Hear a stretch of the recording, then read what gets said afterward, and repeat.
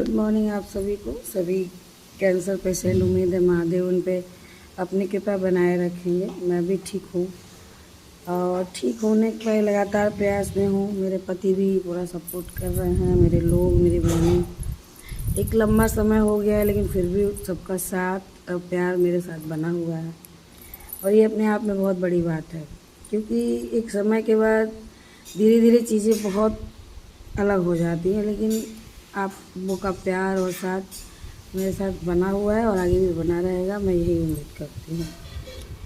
आज में सबसे इम्पोर्टेंट बात है कि जब भी कोई भी कैंसर पेशेंट है, सब लोग इतने पढ़े लिखे नहीं हैं, रूरल इलाके के हैं, लेकिन जो भी उनके साथ जा रहे हैं, चाहे पढ़े लिखे हों चाहे अनपढ़ हों, अब उन चीज़ों को पे ध्यान देना करना ही आपको ही है। तो 3 बातों का आप ध्यान रखें कि जब भी डॉक्टर के पास रिपोर्ट दिखाने जाएं तो प्रॉपर, अगर आप नहीं समझ पा रहे हैं तो उस चीज़ को लिख लिया करिए, किसी डायरी में एक कॉपी पे ले जाइए।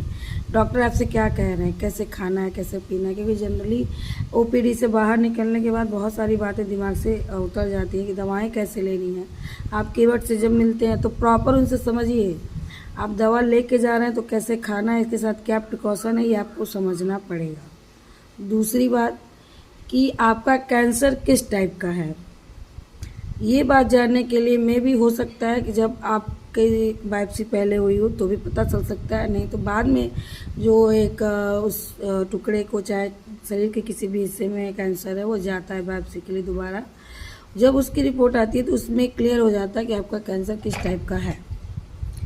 उसको जानने के बाद आपको सबसे बड़ा बेनिफिट ये होगा कि आप ये समझ जाएंगे मेरा कैंसर किस टाइप का है, एग्रेसिव है, नॉर्मल है, क्योंकि बहुत सारे टाइप्स हैं कैंसर के। तो उस हिसाब से आप अपने बॉडी को, अपने ट्रीटमेंट को समझ सकते हैं, और ट्रीटमेंट भी बहुत सारे हैं। आप जब डॉक्टर से इस पर डिस्कस करेंगे तो डॉक्टर आपको बताएंगे, क्योंकि बहुत सारे अब नए ट्रीटमेंट्स आए हैं जिनके साइड इफ़ेक्ट कम हैं, बॉडी पे कम है। अब मायने ये रखता है कि आपका कैंसर किस टाइप का है, उस पर सूट क्या करेगा। टाटा के में डॉक्टरों की सबसे बड़ी खूबी यही है कि वो इस बात को क्लियर रखते हैं कि किस मरीज के लिए कौन सा ट्रीटमेंट सही है और क्या अफोर्डेबल है। तो वहाँ आप 3 बातें आपको सेव कर लेती हैं कि आप पैसे से बर्बाद होने से बचते हो, आपका शरीर एक ड्यूरेशन बढ़ जाता है। तो हाँ, ये भी सही है कि वहाँ बहुत भीड़ है, बट आप सेफ साइड हो। अगर आप एक्टिव हो, अगर आप समझ रहे हो, तो आपका पेशेंट सेफ रहेगा। Thank you so much. आगे भी मैं इन बातों को जारी रखूँगी। Thank you so much.